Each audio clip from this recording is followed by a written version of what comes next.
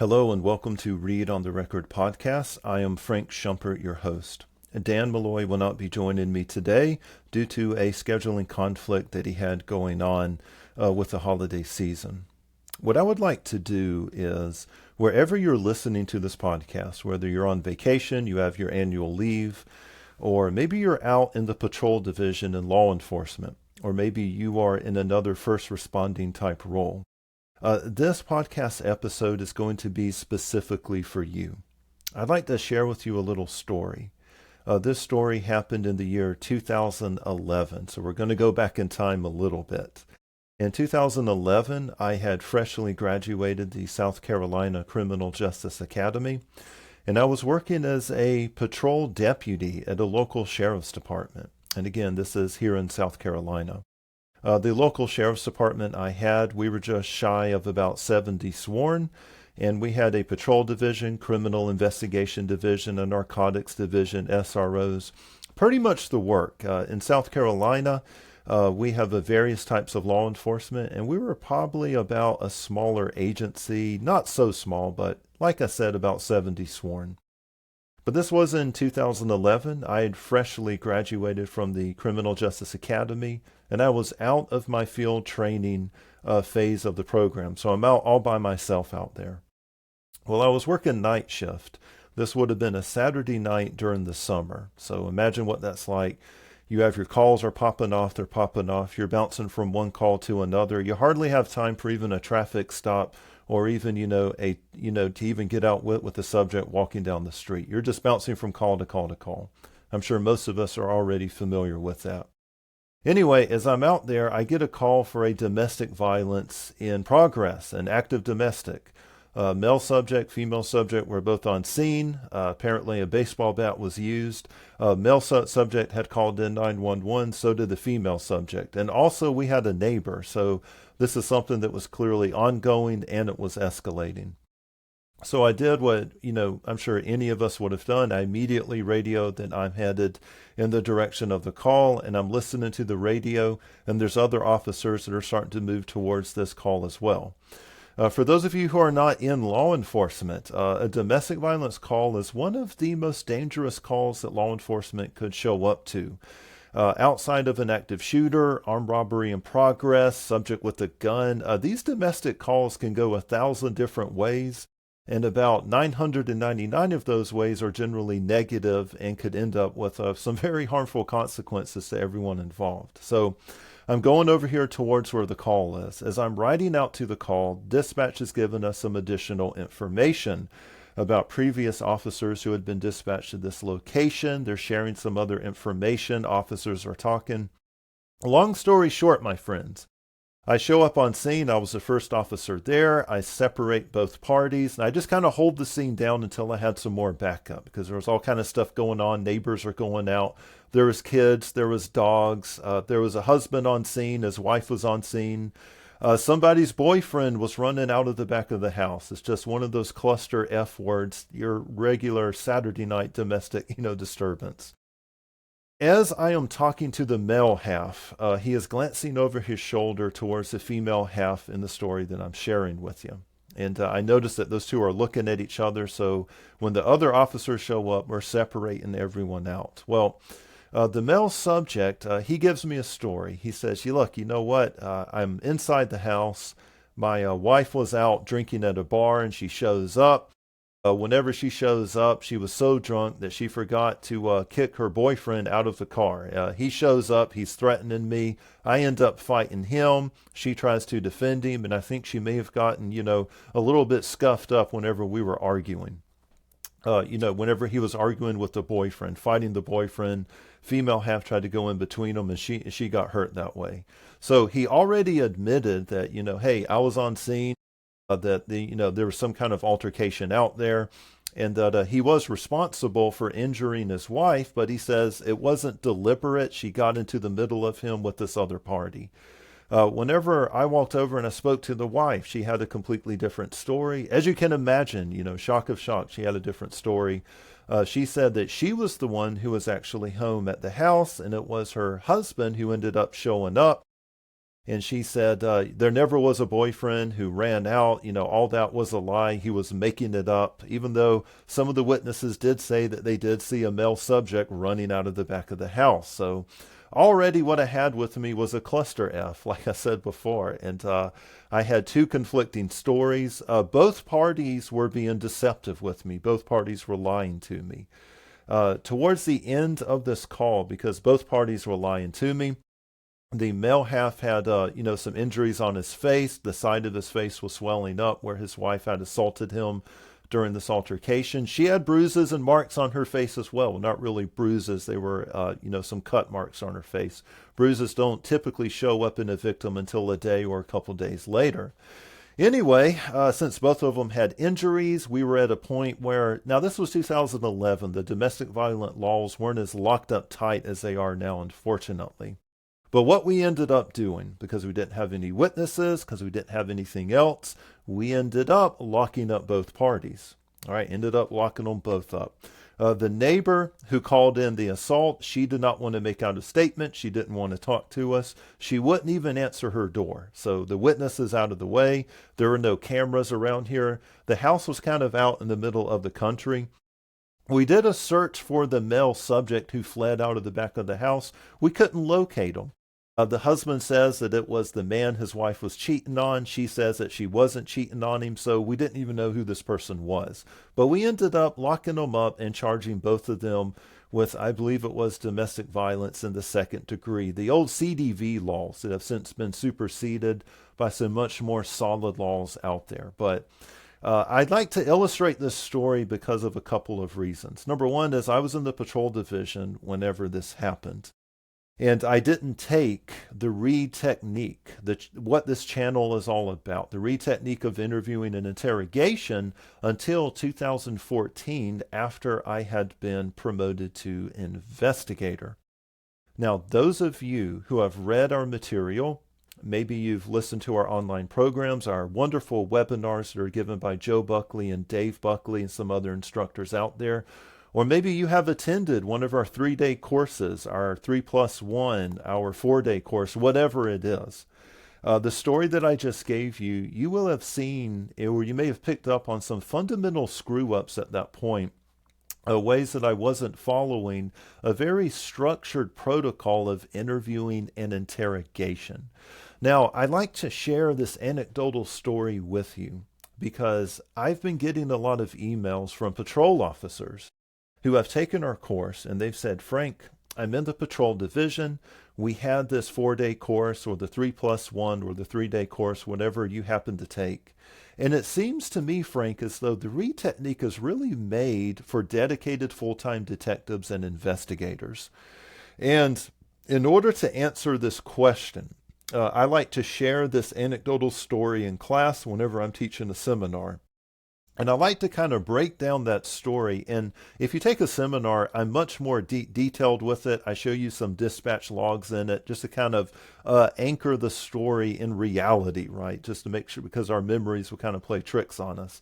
But what I would like to let you know is if you're in the patrol division, the Reid Technique can absolutely help you.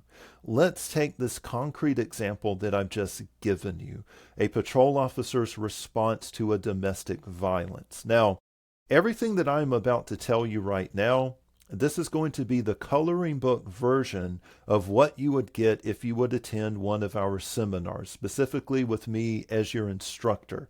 Now, I'm not trying to toot my own horn here, but I have been in law enforcement before I had the Reid Technique, and there's also an after Reid Technique.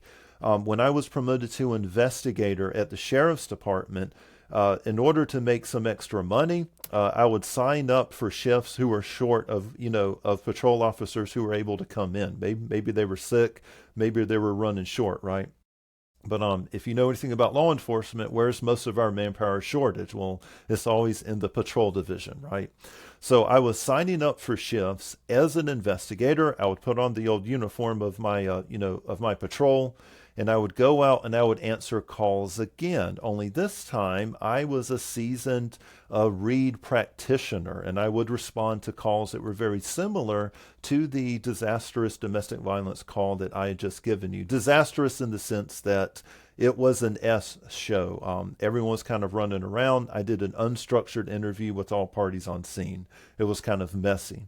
But if you take the seminar with me, you're going to get more of that backstory, more of those details. But what I wanted to share with you right now is the very first example that I gave you of me showing up at a domestic violence call, and I ended up arresting both parties out there.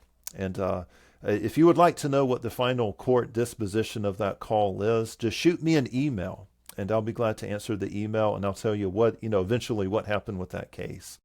But there was a couple of things that I could have done a little bit differently had I had the Reid technique.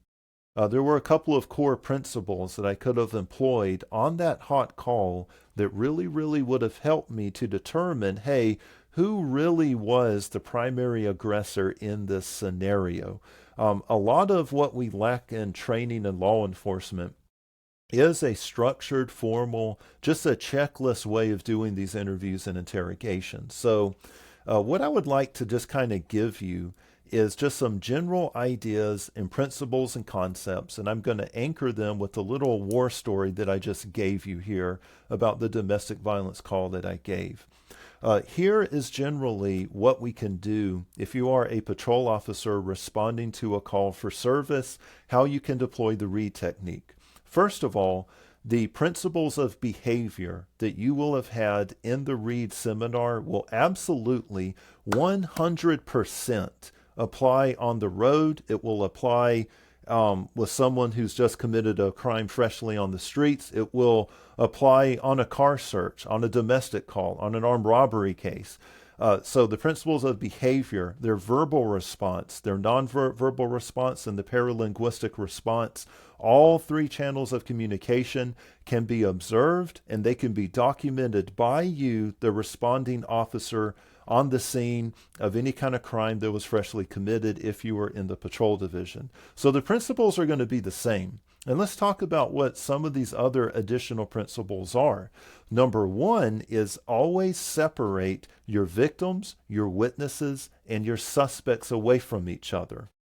If I had it to have done different, way back in 2011, if I could get inside of my little time machine, go back in with being a seasoned Reid investigator and instructor that I am today, here's what I would have done.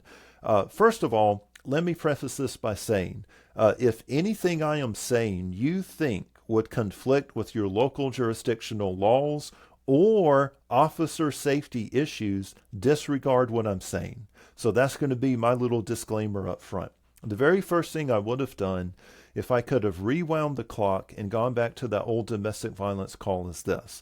I will have gone out. I will have assumed total domination of the scene. If you are the first officer on scene, you really get first dibs on this. You're the first person the witness sees, the victim sees, and the suspect is going to interact with. You are automatically going to have an opportunity to begin building rapport with those subjects on scene. So in my opinion, the first officer on scene should be the king or queen of that domain. You should be able to call the shots.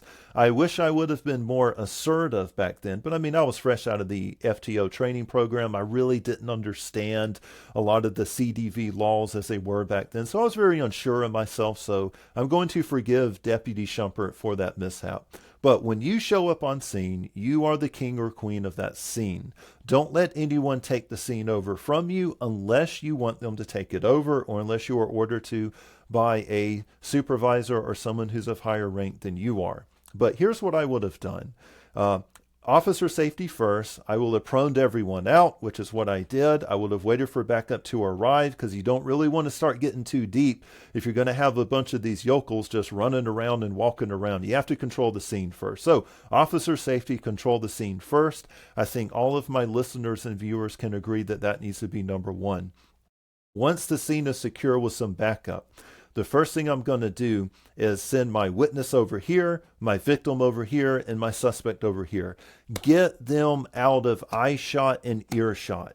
What I did a lot of from 2011 going into about 2013 is I would show up on one of these domestic calls or one of these fight calls like that, and I would just have everyone sit down. So they're sitting down with their hands, they're in investigative detention, but what they're doing is they're looking at each other, and they're looking at each other, they're mean mugging each other. Separate them out where they can't see you. Okay, just separate them out. If you are law enforcement, okay, and you are responding to a domestic call, most of the time you're not going to be pulling right up to where the house is, right? You're not going to be pulling right up into the driveway where anyone can start capping rounds off at you. What I was always trained with, and I don't know if you do it or not, was to park a little bit at an angle from the house where you have some cover and concealment. In case something starts breaking bad, you have a place where you can tactically withdraw to. So most of the time when you show up on a domestic, you're parked over here. Take your victim, take your suspect by themselves, have another officer watching them, and walk them back to where you parked. If you're right up on the front of the house, walk them about a block away. Or get them inside of your car and drive them about a half a block away. But get them away from that initial scene. It's going to have a lot of variables that can interrupt your interview, that can interrupt them telling you a story about what really happened. A dog can come out. I mean, there's so many distracting factors out there. One of the key principles of the Reid Technique is creating a sense of privacy and eliminating distractions, right? Because this person, whether or not they're a witness, a victim, or a suspect, they're about to share with you something intimate, something traumatic, and you don't want the entire world to be part of that conversation. Now, if they are in handcuffs, if they are detained, whatever their role is, okay, this is a little point where you may have to make some hard and fast rules regarding Miranda. Do I Mirandize them before I even get them in my car? Do I Mirandize them before I begin to talk to them off scene somewhere? The truth of the matter is this. It's completely up to you. I would talk to your supervisors. I'd run it by your prosecutor. But here is what I started doing when I was at the sheriff's department. I would only Mirandize them right before I started talking to them, right? So they have to be under investigative detention, and you're about to question this person about a crime that was committed or this person is involved in it. You have to Mirandize them, which most of us are under a policy and procedure now in law enforcement where we have to Mirandize anybody we come into contact with. So whatever it is, just try and speak with your supervisor, your prosecutor, because there's a hard and fast rule that the Supreme Court says regarding Miranda, but I've noticed since being an instructor for John Reid and Associates, it can be all over the freaking place with these jurisdictions. But here is typically what I would do as someone who did law enforcement in South Carolina. And again, if this is different, it's going to get you in trouble, just disregard it. But what I normally did is, let's say I had the suspect, okay, and I decided I wanted to talk to the suspect. Just, everything is being permitted in there. I at least want to get their initial story, their alibi about what happened. What I would do is, once the scene was secured, okay, decide if you want them in handcuffs or not. It's completely up to you. I would Mirandize them at that point. Go ahead and Mirandize them. Make sure that it's on body cam. When and if they waive their Miranda rights, get them into the car, and I would drive down a block away, get them out, and I would do an interview with them like that. Get them away from the scene. It's easier to talk to them. It's easier for them to share information with you. People who are innocent, people who didn't commit a crime, getting them away from the scene is going to let a lot of their nervousness and anxiety go down because they're not in that threat environment creating that pressure anymore. It's going to be easier to understand that person. But whatever you do, get the person away from the initial scene just so they're not under as much trauma and shock from it. Next, what you want to do is you want to create a sense of privacy. When you bring a subject away from the scene, for officer safety, always make sure you have another officer watching your back, maybe standing behind the subject, not where the subject can see them. We're not trying to intimidate our subject, but let them stand off. Just make sure you have someone watching your back whenever you do this. You want to ask a couple of suitability for the interview questions, especially if it is a domestic violence subject who we're talking to. Do you need medical aid?